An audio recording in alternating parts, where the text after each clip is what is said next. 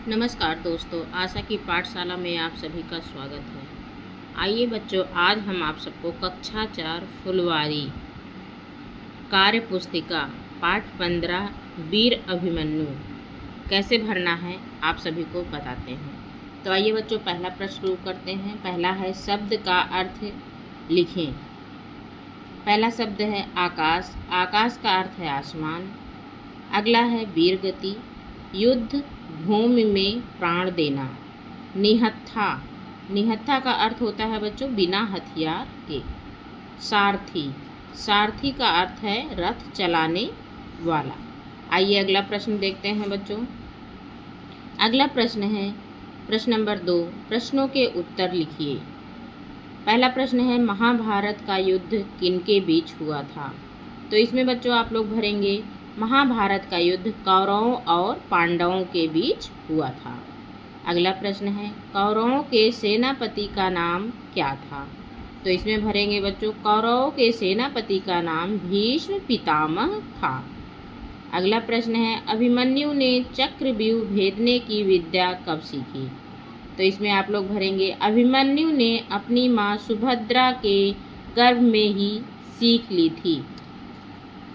अगला है चक्रव्यूह के प्रथम द्वार पर कौन खड़ा था।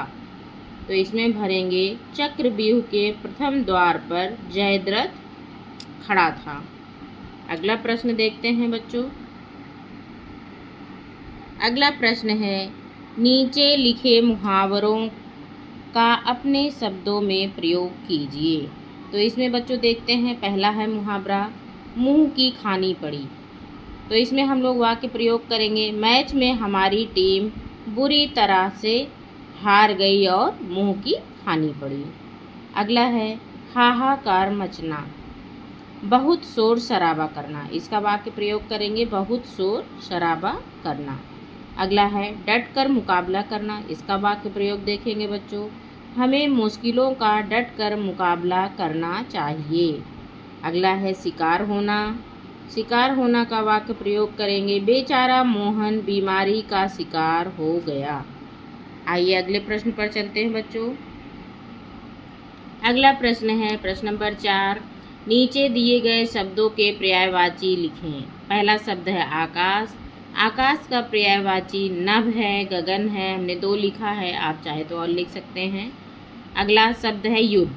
युद्ध का पर्यायवाची है लड़ाई, समर। अगला है शत्रु। शत्रु का पर्यायवाची दुश्मन, बैरी। अगला है धरती। धरती का पर्यायवाची है पृथ्वी, भूमि। अगला है बाण। बाण का है तीर, शर। ये पर्यायवाची है। आइए अगले प्रश्न पर चलते हैं बच्चों। अगला प्रश्न है सही कथन के सामने सही तथा गलत के सामने गलत का निशान लगाएं।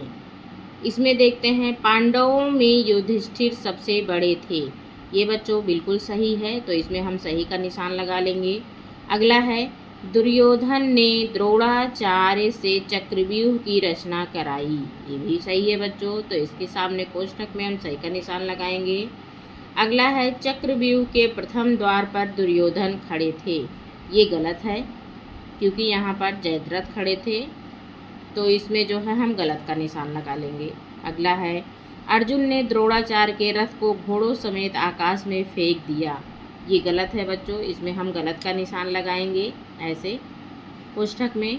अगला है दुशासन के पुत्र ने पीछे से अभिमन्यु के सिर पर गदा से वार किया। ये बिल्कुल सही है बच्चों, तो इसमें हम सही का निशान इस तरह लगा लेंगे। आइए अगले प्रश्न पर चलते हैं। अगला प्रश्न देखते हैं।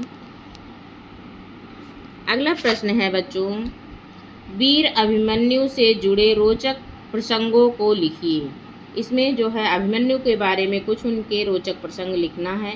तो इसमें हमने लिख रखा है वीर अभिमन्यु महाभारत के एक प्रमुख पात्र हैं। अभिमन्यु ने चक्रव्यूह में प्रवेश करना अपनी माँ सुभद्रा के कोख में ही सीख लिया था, जब अर्जुन उन्हें चक्रव्यूह की रचना और भेदने की विधि समझा रहे थे। तो हमने ये थोड़ा सा लिखा है, तो आप इसको इसमें इस तरह से भर लेंगे बच्चों। तो आइए अगले प्रश्न पर चलते हैं।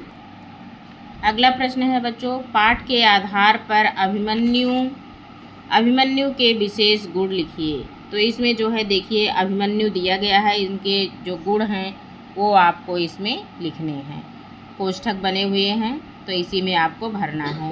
तो अभिमन्यु है तो इसमें जो है अभिमन्यु वीरता के प्रतीक माने जाते हैं, तो इसमें हम पहले कॉलम में वीरता भर दिया है। साहस के भी प्रतीक हैं तो ये साहस भर दिया है, युद्ध भर दिया है। अगले में कला में निपुणता, क्योंकि ये कला में बहुत ही निपुण थे अभिमन्यु। गुरु भक्ति भी बहुत अच्छी करते थे और सत्य पालन और परोपकार की भी भावना इनके अंदर कूट कूट करके भरी हुई थी।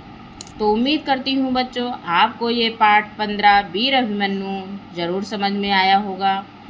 और इसी तरह वीडियो देखने पाने के लिए हमारे चैनल को लाइक शेयर एंड सब्सक्राइब करें। तब तक मिलते हैं अगले वीडियो में। Bye bye.